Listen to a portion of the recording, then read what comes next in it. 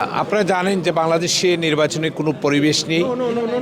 একজন প্রার্থী ইতিমধ্যে বলেছেন যে উনি বুলেট প্রুফ জ্যাকেট নিয়ে নির্বাচন করতে গেছেন। ইতিমধ্যে আরেকজন প্রার্থী বলেছেন যে উনি আশঙ্কায় আছেন যে প্রার্থীরা যেভাবে সেন্টার দখল করছে বাংলাদেশে বেসিক্যালি আসলে নির্বাচনের পরিবেশ নেই। এবং আমি বিশ্বাস করি যদি 12 ফেব্রুয়ারি কোনো কারণে বাংলাদেশের নির্বাচন হয় সেটি একটি পাতন নির্বাচন হবে।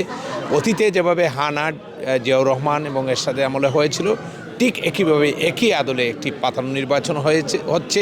ইতিমধ্যে নির্বাচন কমিশন থেকে শুরু করে বাংলাদেশের সুশীল সমাজ, সাংবাদিক থেকে শুরু করে সকল মানুষ বলেছে যে বাংলাদেশের সুষ্ঠু নিরপেক্ষ ইনক্লুসিভ নির্বাচনের কোনো পরিবেশ নেই।